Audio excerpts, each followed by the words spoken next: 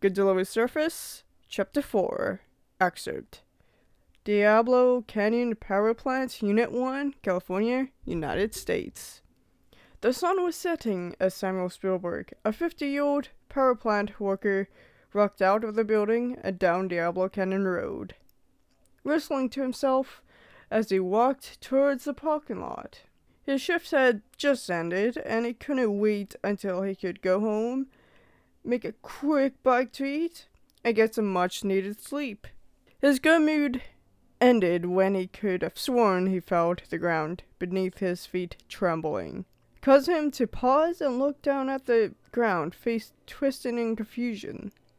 The trembling happened again, and he noticed that it was periodic, as if something big was walking around. Then, out of the corner of his eye, he could see a dark shape coming towards the cliff before it stood, causing his head to snap towards it. In the dying light, he could see a muscular, keloid, scarred legs, and his eyes began to travel upward. They met an equally scarred chest, then the neck, before, lastly, he looked up upon a face. The fanged jaws opened as a high-pitched squeal erupted from the throat, before it lowered into a low, menacing growl.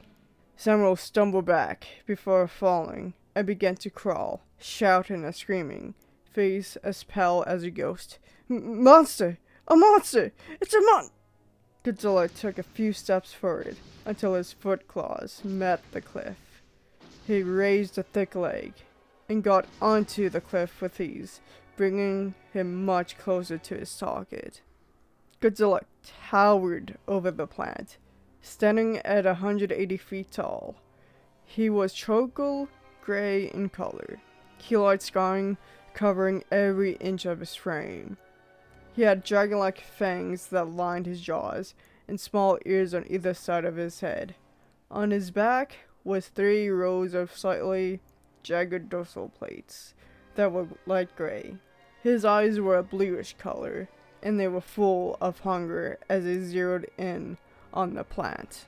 As he continued forward, he began to trash the plant, making workers scatter and scramble about, trying to get out of large creatures' way. Godzilla didn't even glance at the scrambling humans that ran about at his feet and got closer. When he got to what he was looking for, he destroyed the tall housing and began to lean down and lift it up with the core of the nuclear reactor in his arms. He strained it up, and one by one, his dorsal plates began to give up a soft, pink glow as he started to absorb the radiation. His eyes fluttered slightly, as if absorbing the radiation was soothing to him. He continued to ignore the workers that were still below him, all running and screaming terror of his hulking presence.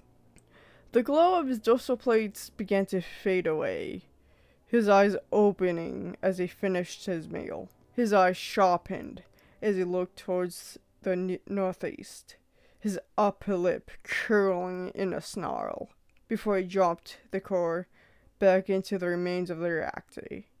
He turned with a growl and began his journey inland.